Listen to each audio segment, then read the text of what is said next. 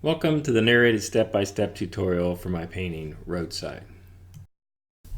The photograph on the right was the reference and inspiration for this painting. One of the things that attracted me to this subject were the way the shadows were being cast on the left side of the barn with the light coming through. This is a light pencil sketch done with a B pencil on a quarter sheet of 140-pound cold press watercolor paper. It's 11 inches by 15 inches. And here I've just focused on drawing the major and some of the minor shapes. There's not a lot of detail, especially in the trees. They just give an indication of their big shapes.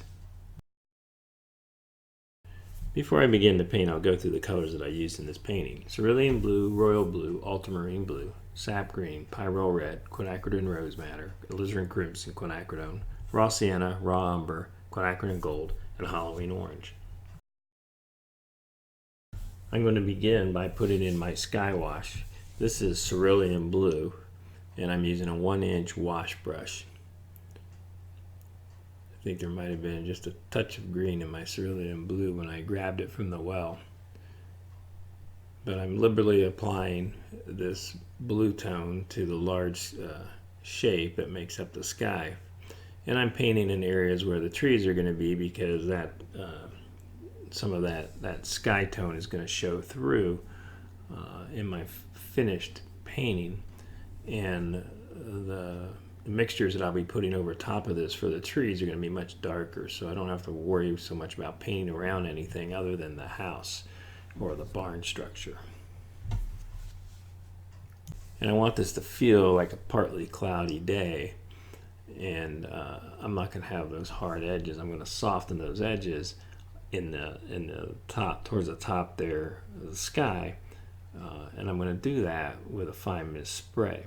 So I've put in this wash very liberally, and I'm going to take my fine mist spray and a tissue, and I'm going to blot some of the color that I laid down up, and it's going to start to give the suggestion of kind of puffy clouds in the sky. And I've got a bead of water on that rooftop, so I'm going to pick it up with my brush. So I'm not using any masking fluid in this particular painting. There's times when I often use it to create textures or protect a large shape while I put a big wash down. But in this painting, we're just going to use direct painting and paint around subjects. So I started this wash working wet on dry, but at present it's anything I'm adding to these areas that I've painted is going to be wet and wet. So I've thoroughly dried my sky wash, and now I'm going to come in, I'm going to put a light valued gray on this rooftop, and it's a mixture of cerulean blue with some Halloween orange, and then to that mixture I'm going to add also a touch of quinacridone rose madder, and I'm going to use some of these different mixtures working together in this one wash. So here you can see I've gone from a cooler tone to a warmer tone. So this is where the Halloween oranges come in. The Halloween orange and the cerulean blue work together very well to make a neutral. And here you can see a little bit of a purple tone to this. So this is the Halloween orange and cerulean blue with a larger percentage of cerulean blue, but it has a little bit of rose madder put in with it to give it more of a violet tone. So I have a little bit of a red violet and a blue violet tone here. But you can see that it's just a variety of neutrals. It's better than just painting one flat tone. It's much more interesting. And now, while that's still wet, I'm going to take my plastic scraper, and I'm just going to give a suggestion of the segments in the roof. They're like panels that come down at an angle, and so I'm just giving the suggestion of those panels using a scraping tool here.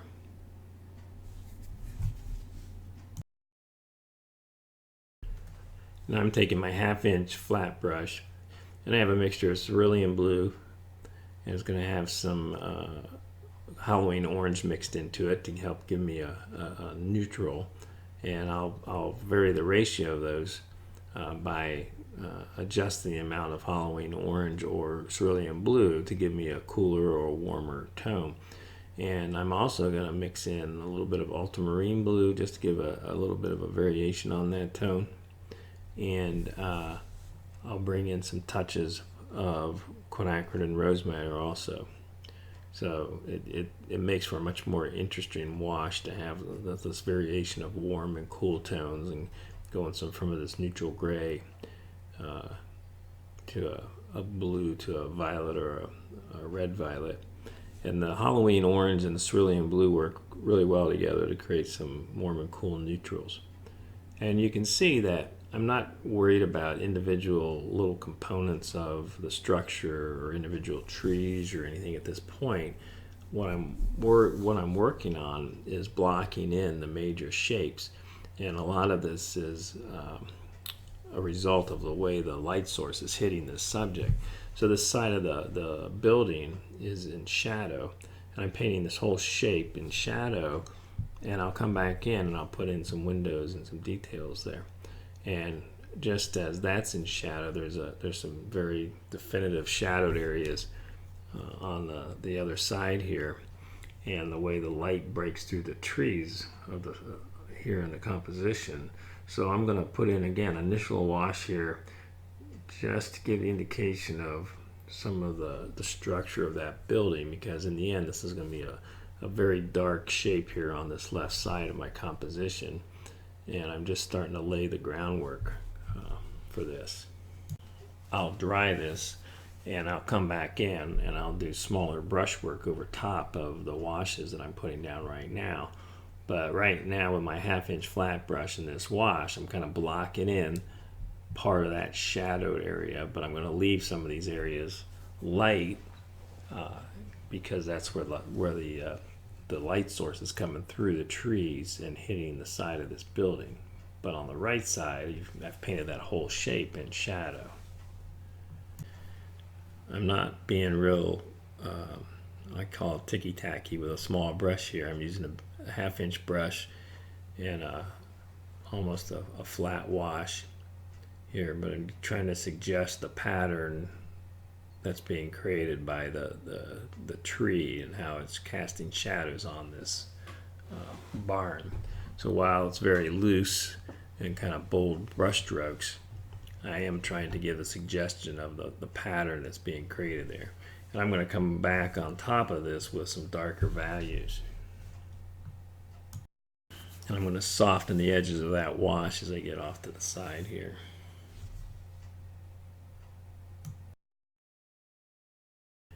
Here I'm bringing that shadow down to the lower part of the structure, just continuing this one wash. So at this point I've put in a large wash in the sky, the rooftop, the sides of the building, and now I'm going to come in and I'm going to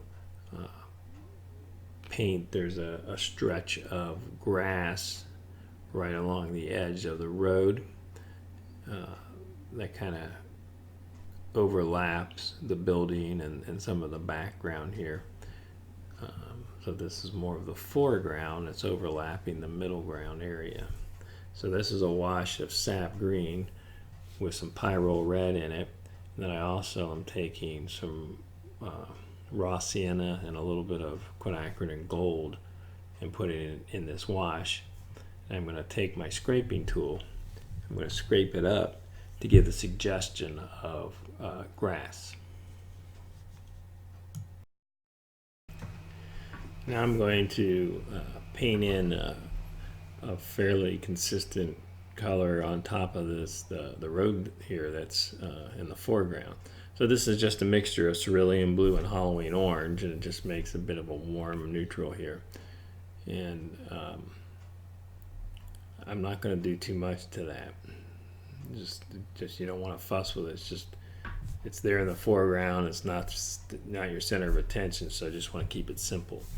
And here now I'm taking that same tone and I'm painting towards the bottom of this barn where there's some shadows cast. This is where the wood stops and there's like a block structure there. So that puts in a nice value, middle value, and I'm going to come back in with some darker values as I move through my painting process here. And here I did a little bit darker wet and wet.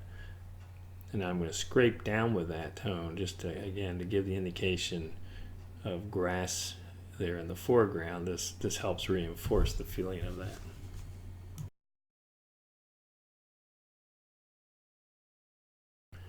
There's a stronger green tone around some of the edges of this, so I'm coming in here with some sap green. It has a touch of pyro red in it, but it's pretty much sap green by itself, and just giving some touches of that darker green tone, and again using this scraper to enhance the suggestion of grass. Here I'm going to insert the reference photo, and you can see these very dark valued strong tree shapes that are in the composition. So here I'm taking my 1-inch brush with a very dark value, and I'm making just some bold brush strokes here. I'm treating this like a large shape, and these are fairly flat shapes because they're almost silhouetted. So there is some variation of color and value that will go on in these, but they're kind of a flatter shape than sometimes I'll paint with trees. And I'm using mixtures with sap green, pyro red, royal blue, some raw umber at times, and sometimes I'll use a little bit of raw umber with alizarin crimson, and it gives me a rich, dark, warm tone. So I'm using variations of very dark green, blue-green mixtures, and also some warm brown tones as I paint this. And here I've painted that large shape, but I'm giving a little bit more definition towards the top to make it feel more tree-like, and feel like it's this trees emerging out of this dark mass of lots of trees. So I'll do that in a couple places, but I'm not trying to pick out and render whole tree shapes. This is one big shape, and the same will be true on the right side of this. But I'm giving just enough of an indication that there are some treetops here. So there's a combination of some pines, or could be fir trees, and just some deciduous trees there. And I'm going to try and indicate those by the shape and also the colors that I use. This is a very kind of a dark, cool mixture for the most part, even though there are some warm tones in it. And those trees that are just kind of in the middle of the roof, just where you see the tops of them, those are going to be a little bit lighter, warmer green tones. So here I've got my quill brush I like to use, and I'm just giving the indication of the treetops behind this structure. So these would be deciduous trees, and it's still a very dark value, but it's a little warmer and brighter than the area that I've painted to the left. It may not be as evident in the video.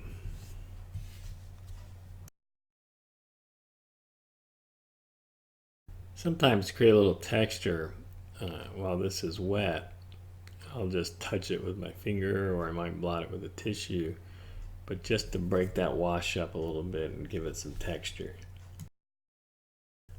There's another tree shape that's a little bit more in the background here, but it's a little brighter green tone. So I'm just going to block that in here again, just creating some texture with my thumb.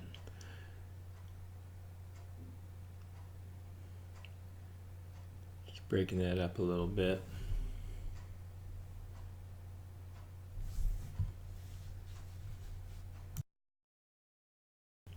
Now I'm going to move over to the other side, and this is just a large deciduous tree, and it's has very much a feeling of being backlit, so it's going to be a flatter tone with not a lot of modulation in it. So this is a very dark mixture.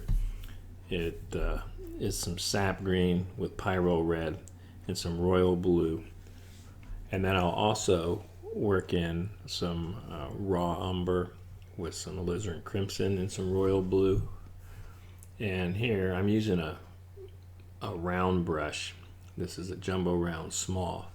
And you can see I'm moving my brush so that I'm holding it so that I'm using the edge of it to create some texture here. I'm working on cold press, so it has a little bit of texture to it. It doesn't have as much as if you're using rough paper, which will give you a lot more texture, but I find that it's adequate for what I'm doing.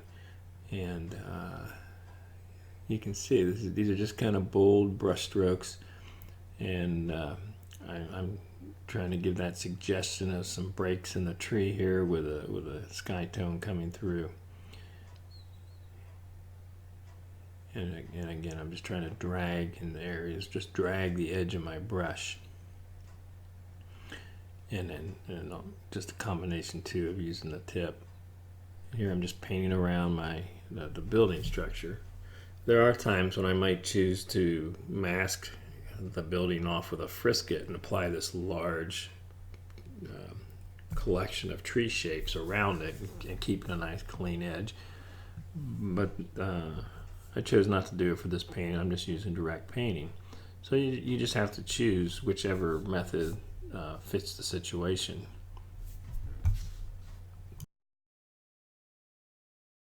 Here as I finished painting this large shape, you can see that I haven't fussed a lot with it. It's just bold brush strokes to make a statement here, and one big wash. It's because it has a silhouette effect. It's almost a flat wash, but it does have some variation of temperature in it, which may be hard to see because of how dark valued it is. And now I'm going to carry this dark value on this left side over the edge of this building because it has some dark shadows being cast on it. And it's just there's a tree shape here that I've yet to paint in, which is more towards the middle ground and really in line with this building and overlaps it and forms and it goes into the dark shadow here on the side, which is still the value is going to be much darker in the end. So I need to paint that in. Another thing that's important here is you look at these tree shapes and the colors that I've used. They're not bright out of the tube colors. They're not what I call Crayola crayon colors. They're in many cases they're neutrals. They're very dark neutrals. They're warm. They're cool. They're green, but they're a neutral green, an earthy green. They're not, like I said, Crayola crayon greens that I'm using here. So make sure if you're painting this or painting a subject like it, that you don't lose sight of the fact that there's a lot of neutrals in some of these scenes, even though there's some bright colors. And the neutrals can help enhance the bright colors, but too often I see paintings, I think, that have what we think a tree should be or a plant should be, which is a bright kind of out of the tube green, and that's really rarely what they are. A lot of times they're just combinations of neutrals and reflected light, and they have warm and cool tones. In this shadowed area that I'm painting now, I'm coming back over top of where I had already put a wash, and now I'm going to have this darker value, and I'll have both working together. The little bit of the lighter wash that I put on to start, and now this darker wash. And this darker wash is leaning towards the blue side. It has more royal blue in it with a little bit. It's mostly royal blue with a little raw umber, and it's about the same value as that green tree to the left, that tree shape. But it's a cooler blue tone, so that there will be a transition from the dark green to the blue. And I still have a tree shape to paint in there to the left, which is going to be a dark, almost a dark warm brown tone. Here I've started to put some of that darker valued blue tone underneath the edge of this roof to give the suggestion of that being under the roof there, a little darker shadow, but the whole side there is in shadow really. So I've put that wash on there, now it's wet, and I'm going to take my fine mist spray and I'm going to soften that and let that value come down a little bit on that side. The side of that building's in shadow, but hopefully you can see the variation in color that's there. Here it's dried completely, but you can see the golds and purples and blue tones that are on that shadowed side of the building. And now I'm going to come in and I'm going to paint this tree that is really on the side of the building and is what is really responsible for casting the shadows on the side of that building. So it's really a dark shape on top of dark shape, and to get some variation there, this mixture I'm using is a warmer dark value. It's actually raw umber with some alizarin crimson in it, and I'm taking my 1/2-inch flat brush and just giving an indication of this big old fir tree that's sitting here on the side of this barn. And as I paint this, a lot of this shape will overlap the barn because it's kind of to the side and out front just a little bit. So I blocked in some of this with a 1/2-inch brush, but now I'm using my quill brush. But even with a quill brush, while it's a smaller brush, I'm still trying to keep my brush strokes fresh and not noodle around too much, trying to paint details. I'm just still shape making. These are just getting a little more linear and curved to give the suggestion of this fir tree that's sitting here.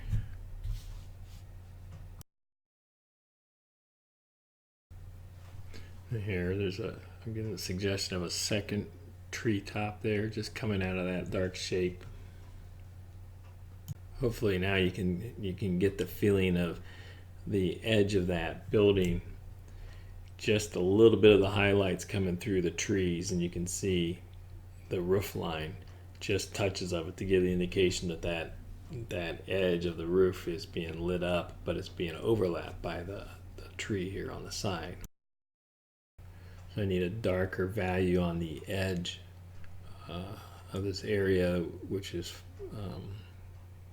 kind of recessed here under the very edge of the roof panels. So it's a dark value here. So I'm just taking my quill brush with a dark value and just putting some brush marks there to indicate that dark area there under the roof.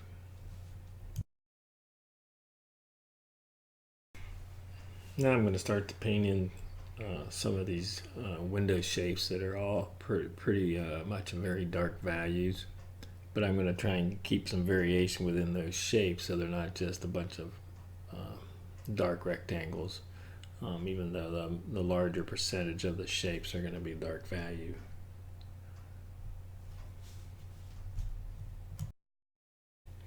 I paint this window here to the right. I make these brush marks so that I leave the indication of the frame that's in that window, the separate panes there. This one is more of just a solid dark shape.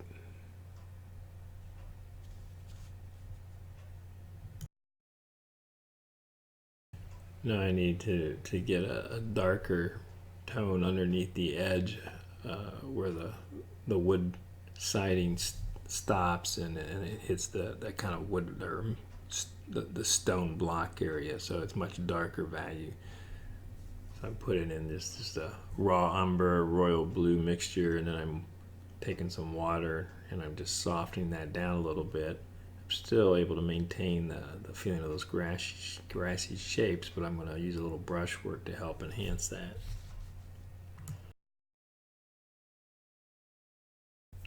Here I'm painting these windows that are on the end of this building. It's interesting how they have these lower windows that wrap around the base of this structure.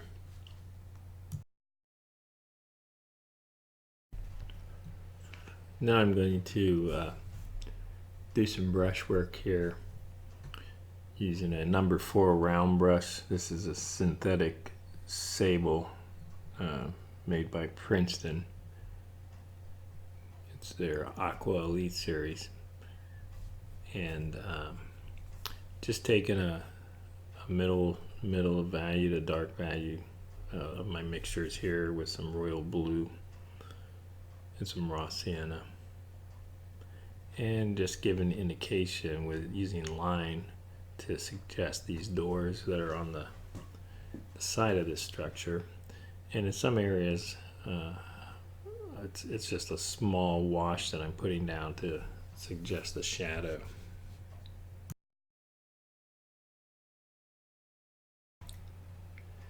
And again, over here, a little bit more line work just to indicate where there's cracks in the building, or where boards come together, or where something like a window is framed in. So I don't completely outline these. I just break those lines up and let them become lost and found, and let the viewer complete some of those lines visually. And here I'm painting in these some more of these windows that wrap around the bottom.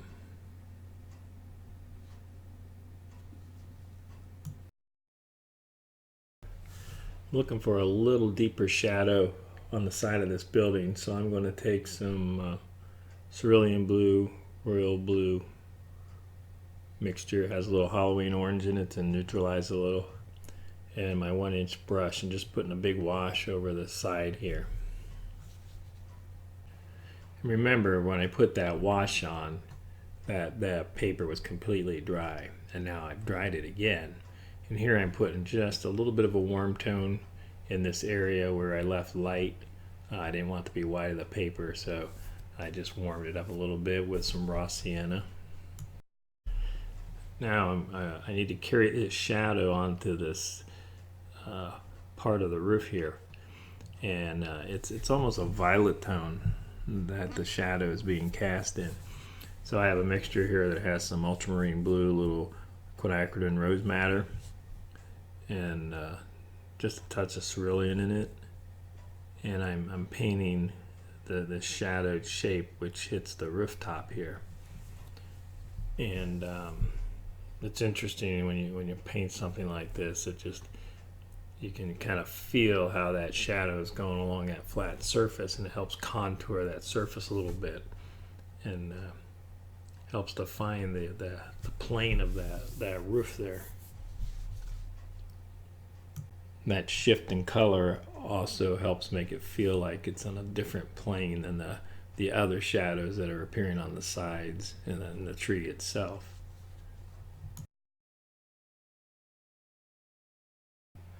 Here I'm using a mixture of cerulean blue and Halloween orange, with the mixture leaning more towards the Halloween orange to give me a very warm neutral that I can put here on some of these panels of the rooftop, because it has a bit of a rusty feel in areas.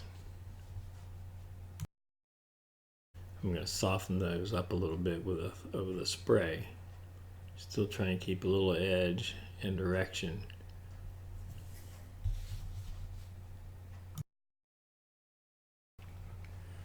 I'm strengthening the value on these windows here.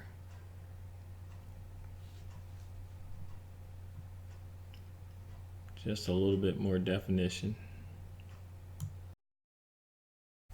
I'm going to take my number 4 brush, and I'm using a mixture of raw umber and alizarin crimson.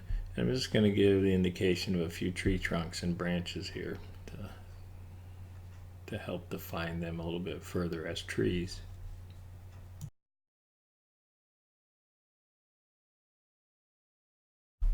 Trying to decide whether I wanted to put these power lines in, or these utility lines that are going across this building.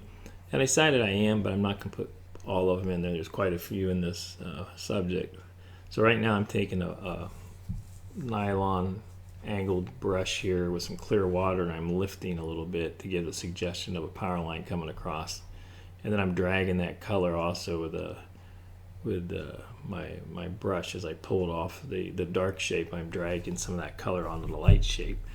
And I'm not going to just make a line that goes across the page and cuts this in half. I'm breaking it up. I'm just giving the suggestion here and there that this line is going across, and it kind of gets lost and found. And I'm going to lift off a little bit more on the other side of the paper. I'm going to repeat that process just a little higher up here where there's another series of wires.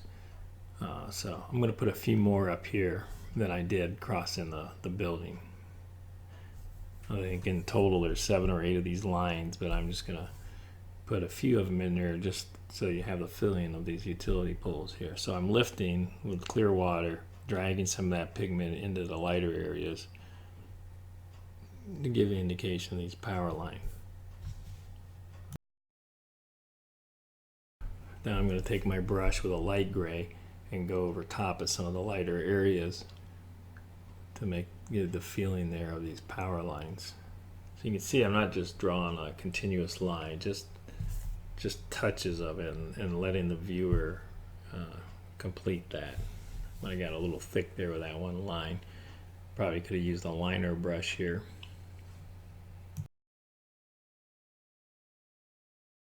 Actually, I'm going to take my liner brush now with a little darker value and just put a few touches on the marks that I've already made. Again, I don't want to draw just a line that goes across the page. As the light hits it, some of it kind of becomes lost and found.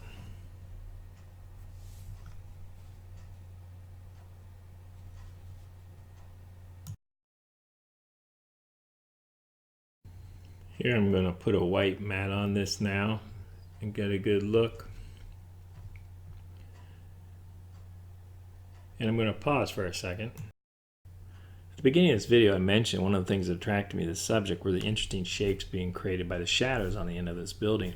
And I've tried to focus on shapes throughout this painting. This is less a rendering of a building.